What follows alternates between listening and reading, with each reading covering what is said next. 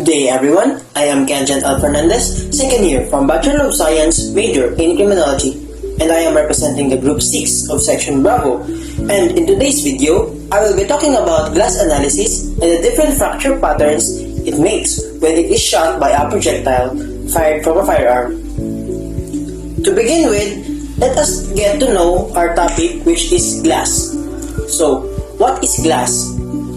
Glass is an amorphous material, meaning it has no definite form or it is shapeless, usually transparent or translucent material consisting a mixture of silicates. The breaking of glass always starts from the opposite side of where the force is applied. And now, let us discuss these fracture patterns found in glass. Because glass, despite being amorphous, contains flexibility that causes a delicate stretching whenever it is hit.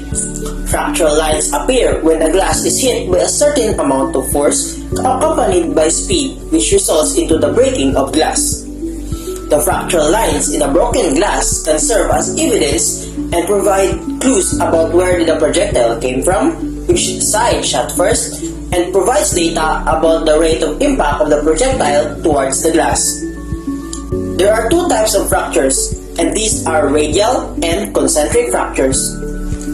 So, in our laboratory activity, we are provided with a plain glass and we are obliged to shoot a projectile on it and determine which is the point of impact, the primary fracture, or the radial fracture, the concentric fracture, or the secondary fracture, the point of termination, the stress mark, and the load and unload side.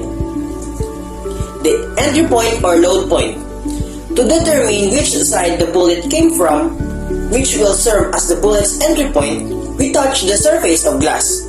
And as I've said earlier, the breaking of glass always starts from the opposite side in which the force is applied, which means that the entry point of the projectiles is always smooth, as you can see in the video provided.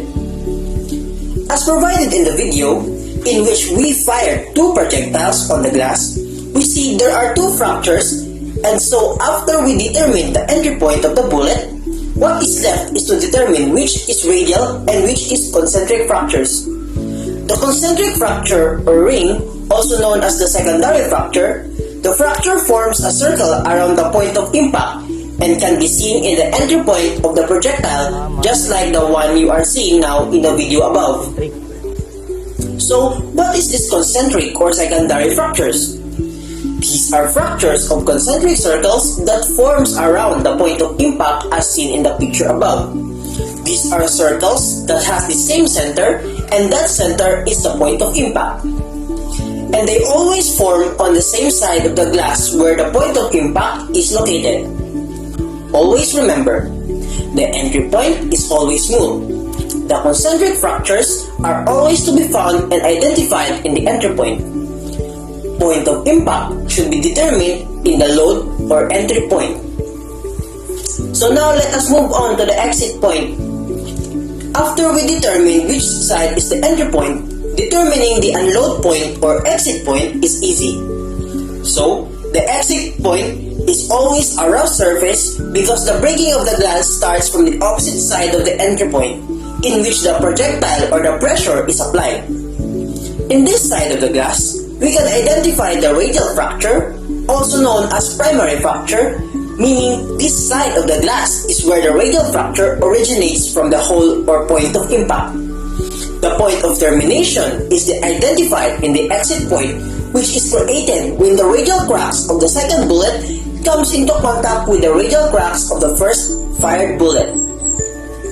The stress marks are found at the end of the radial crack, which show a curving pattern just like the picture illustrated above.